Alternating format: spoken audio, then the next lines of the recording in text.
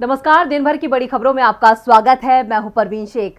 इस बुलेटिन में आज बात होगी बीजेपी के स्थापना दिवस की। एनसीपी चीफ शरद पवार की पीएम मोदी से मुलाकात की। जानेंगे चुनावों के बाद फिर कैसे चर्चा में आई टोपी। जेडीयू नेताओं ने क्यों दी बीजेपी को धमकी। बात करेंगे चंडीगढ़ के बंटवारे पर आप सांसद के फार्मूले की। पाकिस्तान में संसद भंग मामले पर हुई सुनवाई की और बुलेटिन के आखिर में बात महंगाई की। लेकिन तमाम बड़ी खबरों से पहले एक नजर सुर्खियों पर। बढ़ती बेरोजगारी पर घिरी मोदी सरकार। कांग्रेस सांसद राहुल गांधी ने कहा, नौजवान देश के लिए जान देने को तैयार है, लेकिन ये निकम्मी सरकार सेना में भर्ती करने को तैयार नहीं है। गोवा में मिली हार के बाद कांग्रेस को लग सकता है एक और बड़ा झटका। भारतीय जनता पार्टी में शामिल हो सकते हैं पूर्व सीएम और मौजूदा विधायक दिगंबर कामत। पहले भी दल बदलते रहे हैं कामत। बीजेपी के गढ़ पर आपकी नजर। हिमाचल में आम आदमी पार्टी संयोजक अरविंद केजरीवाल ने निकाला रोड शो। जनता से मांगे 5 साल, कहा एक बार मौका दीजिए। शेयर बाजार में आज भी गिरावट रही हावी। सेंसेक्स 566 अंक की गिरावट के साथ 59,610 के लेवल पर हुआ बंद। वहीं निफ्टी 148 अंकों की गिरावट के साथ 17,808 पर हुआ बंद। सुर्खियों के बाद बात आज की सबसे बड़ी खबर की। भारतीय जनता पार्टी का आज 42वां स्थापना दिवस था। 1980 में आज ही के दिन बीजेपी की स्थापना हुई और अटल बिहारी वाजपेयी इसके पहले अध्यक्ष बनाए गए। पार्टी ने 1984 में लोकसभा का चुनाव लड़ा, लेकिन सीटें सिर्फ मिली थी 2 और आज बीजेपी पूर्ण बहुमत के साथ सत्ता में है। लेकिन बीजेपी की केंद्र सरकार की नीतियों के चलते देश की हालत खराब होती जा रही है। ऐसे में आज बीजेपी ने स्थापना दिवस धूमधाम से मनाया तो विपक्षी दलों ने उस पर तंज भी कसा। चुनावों के बाद से महंगाई बढ़ने का जो सिलसिला शुरू हुआ है वो अभी तक जारी है। शायद ही कोई ऐसी चीज है जिसके दाम ना बढ़े हों। खासकर डीजल, पेट्रोल और सीएनजी की कीमतों में तो लगभग हर दिन ही बढ़ोतरी हो रही है। आज भी पेट्रोल डीजल की कीमतों में 80 पैसे की बढ़ोतरी हुई तो वहीं सीएनजी की कीमतों में भी 2.5 रुपए की बढ़ोतरी की गई है। इस बढ़ती महंगाई को लेकर विपक्ष लगातार सरकार से सवाल कर रहा है, लेकिन सरकार चुप्पी साधे बैठी हुई है और इस मुद्दे से भागने की कोशिश कर रही है। विपक्ष इस मुद्दे पर संसद में चर्चा की मांग कर रहा है, लेकिन इस पर चर्चा नहीं की जा रही है क्योंकि सरकार जानती है कि इस मुद्दे पर वो बुरी तरह घिरी हुई है और उसके पास जवाब नहीं है। ऐसे में वो चर्चा से बचकर सिर्फ विपक्ष को अनसुना कर रही है। लेकिन वहीं दूसरी तरफ जनता को इस त्रस्त हालत में पहुंचाकर बीजेपी सरकार धूमधाम से बीजेपी का 42वां स्थापना दिवस मना रही है।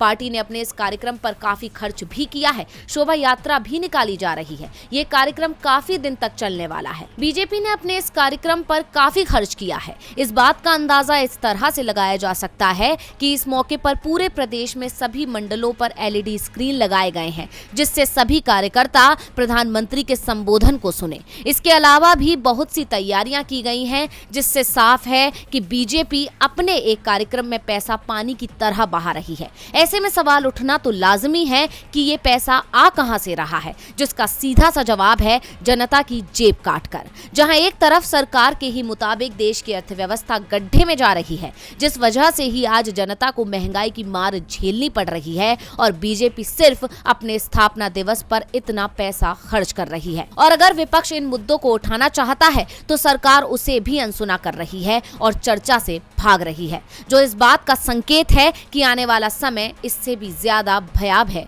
हो सकता है। बीजेपी जश्न मना रही है तो देशवासी महंगाई, बेरोजगारी की मार झेल रहे हैं। लेकिन बीजेपी को चिंता है तो सत्ता की। अधिकांश राज्यों में उसकी सरकार है और जहां नहीं है वहां सत्ता हासिल करने की कोशिश की जा रही है। पार्टी की निगाहें महाराष्ट्र पर टिकी हुई हैं। इसके लिए शिवसेना के साथ ही राष्ट्रवादी कांग्रेस पार्टी पर बीजेपी की नजरें हैं। ऐसे में आज जब शरद पवार ने पीएम मोदी से मुलाकात की तो महाराष्ट्र की राजनीति में हलचल मच गई। दिल्ली में पीएम मोदी के घर पर 1 घंटे तक चली शरद पवार की मीटिंग ने दिल्ली से लेकर महाराष्ट्र तक की राजनीति में सनसनी फैला दी है। पीएम मोदी और एनसीपी चीफ शरद पवार की इस मुलाकात के कई मायने निकाले जा रहे हैं। कहा जा रहा है कि पिछले 2.5 साल से महाराष्ट्र की महाविकास आघाड़ी वाली सरकार का रिमोट अपने हाथों में रखने वाले शरद पवार अब शायद इसका कंट्रोल बीजेपी को देने के मूड में हैं। लेकिन राजनीति में जो दिखता है वो होता नहीं है और जो होता है वो दिखता नहीं है। अब शरद पवार के मन में क्या है ये तो वही जाने, लेकिन इस मुलाकात ने उद्धव सरकार के लिए खतरे की घंटी जरूर बजा दी है। और इस बीच मंगलवार रात को शरद पवार ने दिल्ली में अपने घर पर एक डिनर पार्टी रखी थी, जिसमें केंद्रीय मंत्री नितिन गडकरी शामिल हुए थे। इस डिनर में महाराष्ट्र की सत्ता और विपक्ष के नेता एक साथ नजर आए। पवार ने डिनर पार्टी का आयोजन ऐसे वक्त में किया जब सीएम उद्धव ठाकरे की कुर्सी पर खतरा मंडरा रहा है।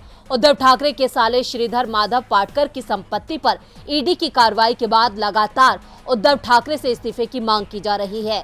तो वहीं संजय राउत के ठिकानों पर भी ईडी ने छापेमारी की है। तो दूसरी तरफ महाविकास आघाड़ी सरकार में टूट पड़ती नजर आ रही है। स्वाभिमानी शेतकारी संगठन के राजू शेट्टी ने एमवीए से संबंध तोड़ने का ऐलान कर दिया है। राजू शेट्टी ने ये कदम एनसीपी चीफ शरद पवार से नाराजगी के चलते उठाया है। उन्होंने कहा कि एमवीए किसानों के हितों की अनदेखी कर रही है, इसलिए वो इस गठबंधन से नाता तोड़ रहे हैं। तो वहीं पवार और पीएम मोदी की मुलाकात के बाद इसके भी कयास लगाए जा रहे हैं कि शरद पवार को केंद्रीय राजनीति में बीजेपी ने बड़ा पद देने का वादा किया है, लेकिन शरद पवार ने इन खबरों को भी खारिज कर दिया है।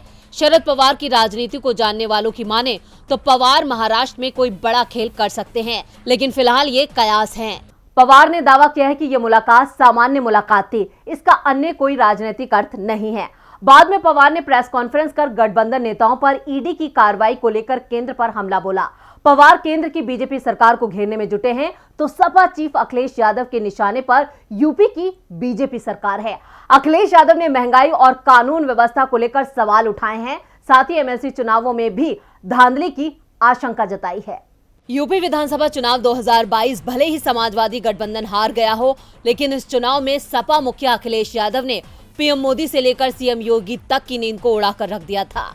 इन चुनावों में सपा को अपनी जीत की उम्मीद थी, लेकिन बीजेपी की जीत हुई और सपा की हार। सपा नेताओं को अभी तक ये यकीन नहीं हो रहा कि बीजेपी चुनाव जीत गई है। कई नेताओं ने चुनाव में धांधली का शक जताया है और अब यूपी एमएलसी चुनावों में भी बीजेपी पर धांधली कर चुनाव जीतने की कोशिश करने के आरोप लग रहे हैं, जिसकी शिकायत अखिलेश यादव चुनाव आयोग से कर चुके हैं। सपा अध्यक्ष ने पंचायत और विधान परिषद चुनावों में गड़बड़ी का आरोप लगाते हुए बीजेपी को लोकतंत्र का सीरियल किलर बताया है। साथ ही देश में बढ़ती महंगाई को लेकर भी बीजेपी पर निशाना साधा तो बीजेपी की नई टोपी पर तंज कसा है। कन्नौज में एक प्रेस कॉन्फ्रेंस में अखिलेश यादव ने कहा, बीजेपी लोकतंत्र की सीरियल किलर है। लोकतंत्र में वोट कैसे लूटा जाता है, भाजपा उसकी एक्सपर्ट पार्टी बन गई है। कन्नौज में कई साथी पर्चा नहीं भर पाए थे। एटा में पुलिस कप्तान और डीएम ने मिलकर पर्चा नहीं भरने दिया। फर्रुखाबाद के साथियों के साथ भी यही हुआ। बीजेपी से फेयर चुनाव की उम्मीद करना अपने आप को धोखा देना होगा। जब से भाजपा सरकार बनी है तब से बैंकों का लगातार ब्याज कम हो रहा है। कानपुर में लॉकर से गहनों की लूट हो रही है। पेट्रोल डीजल की बढ़ती कीमतों को लेकर सपा अध्यक्ष ने कहा, मैंने कहा था कि पेट्रोल डीजल के दाम बढ़ जाएंगे। चुनाव बाद वही हुआ। महंगाई की मार के साथ साथ बेरोजगारी की भी मार पड़ रही है। लोग आत्महत्या कर रहे हैं। अखिलेश यादव ने कहा कि भाजपा राज में पत्रकार भी सुरक्षित नहीं है। सच्ची खबर चलाएंगे तो ये आपको जेल में डाल देंगे। बीजेपी की नई टोपी को लेकर अखिलेश यादव ने चुटकी लेते हुए कहा, सपा की लाल टोपी पर ना जाने क्या क्या कहते थे, आज खुद टोपी पहने बैठे हैं। आपको बता दें कि यूपी चुनाव के दौरान पीएम मोदी ने सपा की लाल टोपी को खतरे की निशानी बताया था। अखिलेश ने बीजेपी पर एक के बाद एक बड़े हमले किए हैं, वो भी बीजेपी के स्थापना दिवस के मौके पर। ऐसे में बीजेपी सरकार भी खामोश नहीं रहने वाली है। देखना होगा कि बीजेपी की ओर से क्या जवाब आता है। बीजेपी की मुश्किलें विरोधी दलों ने ही नहीं बढ़ा रखी, बल्कि सहयोगी दल भी बीजेपी से नाराज दिखाई दे रहे हैं। पिछले सालों में बीजेपी की रणनीति के चलते ही वैसे ही अधिकांश सहयोगी उससे नाता तोड़ चुके हैं। बिहार में नीतीश कुमार की जेडीयू को छोड़ दिया जाए तो आज बीजेपी के साथ गठबंधन में कोई बड़ा दल शामिल नहीं है और जेडीयू भी अब गठबंधन तोड़ने के संकेत दे रहा है। बिहार में पिछले कुछ समय से जेडीयू यानी जनता दल यूनाइटेड और बीजेपी यानी भारतीय जनता पार्टी के बीच टकराव चल रहा है। कभी शराबबंदी कानून को लेकर ये दोनों ही पार्टियां एक दूसरे पर आरोप प्रत्यारोप लगाती हैं, तो कभी दोनों पार्टियों के नेताओं के बीच योगी और नीतीश मॉडल में कौन बेहतर, इसको लेकर बहस छिड़ जाती है। यानी अक्सर ही दोनों पार्टियों के नेता एक दूसरे पर ही तंज कसते नजर आते हैं। भले ही दोनों एक दूसरे के सहयोगी हैं, लेकिन विपक्ष की भूमिका भी बखूबी निभा रहे हैं। अब लंबे समय से चल रहे इस टकराव के बीच जेडीयू ने बीजेपी को धमकी दे डाली है और साफ कर दिया है कि बीजेपी बिहार की सत्ता पर काबिज होने का सपना छोड़ दे। एनडीए में बिहार के सीएम नीतीश कुमार ही रहेंगे। बिहार की राजनीति में पिछले दिनों कुछ सवाल उठे थे कि क्या मुख्यमंत्री नीतीश कुमार दिल्ली की राजनीति में जाएंगे। नीतीश कुमार दिल्ली गए तो फिर कौन बनेगा अगला मुख्यमंत्री। इन सवालों के बीच बीजेपी के प्रदेश अध्यक्ष डॉक्टर संजय जायसवाल ने कहा कि नीतीश कुमार अभी मुख्यमंत्री हैं, 2025 के बाद रहेंगे या नहीं ये पता नहीं है। अब जेडीयू को बीजेपी का ये बयान बिल्कुल पसंद नहीं आया और इस पर जनता दल यूनाइटेड की तरफ से प्रतिक्रिया आई। जेडीयू नेता व बिहार सरकार में मंत्री विजेंद्र प्रसाद यादव ने बीजेपी को धमकी देने वाले अंदाज में कहा कि नीतीश कुमार को लेकर पार्टी कोई समझौता नहीं कर सकती है। जब तक नीतीश कुमार हैं तब तक ही राष्ट्रीय जनतांत्रिक गठबंधन है। बिहार में जीत नीतीश कुमार के नाम पर ही मिली है। इस जनादेश से समझौते का सवाल ही नहीं है। अगर कोई जनादेश का पालन नहीं करेगा तो जेडीयू अपना फैसला करने के लिए स्वतंत्र है। हर पार्टी को अपना अपना फैसला करने का अधिकार है। विजेंद्र प्रसाद के बयान से साफ है कि अगर बिहार में एनडीए चाहिए तो नीतीश को ही मुख्यमंत्री पद पर बरकरार रखना होगा, नहीं तो जेडीयू एनडीए का हिस्सा नहीं बनेगी। यानी पार्टी के तेवरों से साफ है कि दोनों पार्टियों के बीच पड़ी दरार अब और गहरी हो गई है। ऐसे में बीजेपी की कोई भी गलती उसको बड़ा नुकसान पहुंचा सकती है। ऐसे में अब देखना होगा कि बीजेपी क्या रणनीति बनाती है। जब तक नीतीश कुमार सीएम तब तक एनडीए। नीतीश से इस्तीफा मांगने का मतलब एनडीए खत्म। बीजेपी से जेडीयू की धमकी माने या फिर उसकी राय, सत्ता बचाने के लिए नीतीश को ही बिहार में नेता मानना होगा। बीजेपी को सहयोगी दलों से चुनौती मिल रही है तो पंजाब की आप सरकार को अपने ही मुश्किल में फंसा रहे हैं। पंजाब के सीएम भगवत मान पहले ही आरोप लगा रहे हैं कि वो दिल्ली के इशारे पर काम कर रहे हैं और अब आप सांसद ने चंडीगढ़ के बंटवारे को लेकर एक फार्मूला सुझाया है जिससे मान मुश्किल में फंस गए हैं। दिल्ली से लेकर पंजाब में प्रचंड जीत के बाद आम आदमी पार्टी बेहद गदगद है। उसके हौसले इस कदर बुलंद हो चुके हैं कि वो बीजेपी के गढ़ में सेंधमारी की तैयारी तो कर ही रही है, इसी के साथ ही उसकी नजर चंडीगढ़ पर भी है। एक तरफ पंजाब आपकी सरकार ने पूरे चंडीगढ़ पर दावा जताया है और चंडीगढ़ को तत्काल पंजाब को हस्तांतरित करने की मांग का प्रस्ताव विधानसभा में पास कराया है, तो वहीं दूसरी तरफ अब नेता कहते हैं कि इसे 2 हिस्सों में बांटना चाहिए। आम आदमी पार्टी के राज्यसभा सांसद सुशील गुप्ता ने चंडीगढ़ को 2 हिस्सों में बांटने की मांग की है। सुशील गुप्ता ने कहा कि केंद्र सरकार दोनों राज्य को 20-20 हजार करोड़ रुपए दे ताकि नई राजधानी बनाई जा सके। विधानसभा में पास हुए प्रस्ताव से कोई रास्ता निकलने वाला नहीं है। विधानसभा में प्रस्ताव पास करने से क्या होगा? विशेष सत्र बुलाने की क्या जरूरत थी? राज्य सरकारों को केंद्र के पास जाना चाहिए। चंडीगढ़ का आधा हिस्सा मांगा जाए और साथ में 20 हजार करोड़ रुपए की मांग होनी चाहिए। आपके राज्यसभा सांसद ने ये बयान देकर बीजेपी के बजाय आम आदमी पार्टी की ही मुश्किलें बढ़ा दी हैं। दरअसल पंजाब में आम आदमी पार्टी की सरकार ने विधानसभा में चंडीगढ़ पर दावे को लेकर प्रस्ताव पास किया है, लेकिन अब सांसद कहते हैं कि इसकी क्या जरूरत थी। ये बयान बीजेपी को ताकत देने वाला है क्योंकि हरियाणा की बीजेपी सरकार का साफ कहना है कि चंडीगढ़ कभी भी पूरी तरह से पंजाब की राजधानी नहीं बन सकती है। बीजेपी के इस तल्ख तेवर के बीच आपके सांसद ने पार्टी के स्टैंड के खिलाफ ही बयान दे दिया, जिसके बाद पार्टी में घमासान छिड़ना तय है। अब देखना होगा कि सुशील गुप्ता के बयान पर केजरीवाल क्या प्रतिक्रिया देते हैं। आप संसद का ये फार्मूला पंजाब सरकार नहीं मानेगी, लेकिन पंजाब की आप सरकार की मुश्किलों को जरूर बढ़ाएगी। पंजाब में सरकार मुश्किल में घिरती दिख रही है तो पड़ोसी पाकिस्तान तो पूरा ही मुश्किल में नजर आ रहा है। संसद भंग हो चुकी है। आईएमएफ ने कर्ज की राशि को रोक दिया है। संसद भंग मामले में सुप्रीम कोर्ट में सुनवाई चल रही है। तारीख पर तारीख मिल रही है लेकिन फैसला नहीं हो पा रहा है। तो आज क्यों टला सुप्रीम कोर्ट का फैसला, देखते हैं ये रिपोर्ट। पाकिस्तान में राजनीतिक संकट गहराता जा रहा है। पाकिस्तान के पीएम इमरान खान की सिफारिश पर संसद भंग हो चुकी है। चुनाव आयोग को 3 महीने में नए चुनाव कराने के आदेश दिए गए हैं। इस बीच विपक्ष की याचिका पर सुप्रीम कोर्ट में सुनवाई भी चल रही है। आज इमरान खान के करीबी और पाकिस्तान तहरीक-ए-इंसाफ पार्टी के नेता फवाद चौधरी से जब पत्रकारों ने तीखे सवाल पूछे तो वो भड़क उठे। विपक्ष ने इसे लेकर पीटीआई पर सवाल उठाए हैं। इस बीच आज भी सुप्रीम कोर्ट में संसद भंग करने के मामले की सुनवाई हुई, लेकिन फैसला नहीं आ पाया।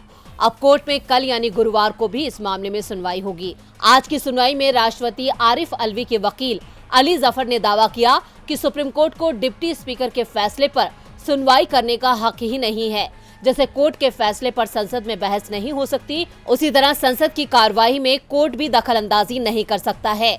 इससे पहले सुप्रीम कोर्ट ने इमरान सरकार के वकील से नेशनल सिक्योरिटी काउंसिल की बैठक के मिनट्स मांगे। इसी मीटिंग में इमरान ने एनएससी के साथ विदेशी साजिश के सबूत वाला लेटर साझा करने का दावा किया था। सबसे बड़ी बात यह है कि जिस मीटिंग में इमरान ने विदेशी साजिश वाला लेटर पेश किया, उसमें सेना और आईएसआई के चीफ भी शामिल हुए थे। सेना अभी भी दावा कर रही है कि सरकार के खिलाफ विदेशी साजिश के सबूत होने का दावा गलत है। मामले में आज भी सुनवाई पूरी नहीं हो पाई। अब कल यानी गुरुवार को सुप्रीम कोर्ट सुबह फिर से इस मामले की सुनवाई करेगी। इस बीच पाकिस्तान के राष्ट्रपति ने चुनाव आयोग को निर्देश देते हुए उससे नए चुनावों की तारीख बताने को कहा है। और बुलेटिन के आखिर में बात महंगाई की। बीजेपी आज अपना 42वां स्थापना दिवस मना रही है। देश की सबसे मजबूत और बड़ी पार्टी अपने फाउंडेशन डे को यादगार बनाने में कोई कसर नहीं छोड़ रही। बीजेपी के जश्न के बीच देश में महंगाई भी नए नए रिकॉर्ड बना रही है। अब खबर यह है कि दूध के दाम एक बार फिर बढ़ने वाले हैं। 1 मार्च को दूध के दामों में 2 रुपए का इजाफा किया गया था। अगर अब दूध के दाम बढ़ते हैं तो 1 किलो दूध की कितनी कीमत चुकानी पड़ेगी, देखते हैं ये रिपोर्ट। चुनाव खत्म होते ही मोदी सरकार ने देश को महंगाई का तोहफा दिया है। मार्च महीने से आम आदमी पर महंगाई की चौतरफा मार पड़ रही है। पेट्रोल, डीजल, रसोई गैस, सीएनजी से लेकर दाल, चावल, आटा, तेल, खाने पीने की हर चीज के दाम आसमान छू रहे हैं। गृहिणियों के घर का बजट बिगड़ चुका है। आम आदमी की आमदनी में तो कोई इजाफा नहीं हुआ है, लेकिन महंगाई बुलेट की रफ्तार से बढ़ रही है, जिसने लोगों के पसीने छुड़ा दिए हैं। अब खबर है कि अमूल कंपनी एक बार फिर दूध के दामों में इजाफा करने जा रही है। अमूल कंपनी के अधिकारियों ने मंगलवार को बताया कि एनर्जी, रसद और पैकेजिंग लागत बढ़ने की वजह से अमूल दूध की कीमत एक बार फिर बढ़ सकती है। उन्होंने ये साफ नहीं किया कि इस बार दूध पर कितने दाम बढ़ेंगे। आपको बता दें कि इससे पहले 1 मार्च 2022 को भी अमूल ने दूध की कीमत में 2 रुपए प्रति लीटर का इजाफा किया था। अमूल के एमडी आरएस सोडी ने मीडिया से बातचीत के दौरान कहा, आने वाले दिनों में दूध की कीमतें कम नहीं हो सकती बल्कि ऊपर जाएंगी। सोडी ने कहा कि अमूल और डेयरी द्वारा की गई बढ़ोतरी दूसरों की तुलना में या इनपुट लागत में वृद्धि की तुलना में बहुत सीमित है। दूसरी तरफ एनर्जी की कीमतें 1/3 से अधिक बढ़ गई हैं, जो कोल्ड स्टोरेज खर्च को प्रभावित करती है। रसद लागत भी इसी तरह लगातार बढ़ी है और पैकेजिंग के मामले में भी ऐसा ही है। इन दबावों के कारण मार्च में दूध की कीमत में 1 से 2 रुपए की बढ़ोतरी हुई। अब फिर दाम बढ़ सकते हैं। सोडी की बात से ये साफ है कि आने वाले समय में अमूल दूध की कीमत बढ़ सकती है। खाने पीने की चीजों के दाम पहले ही आसमान छू रहे हैं। ऐसे में देश में चल रहे नवरात्र और रमजान के वक्त दूध के दाम बढ़ते हैं तो लोगों के खाने का स्वाद जरूर बिगड़ जाएगा। तो आज इस बुलेटिन में बस इतना ही। देखते रहिए डीबी लाइव। नमस्कार।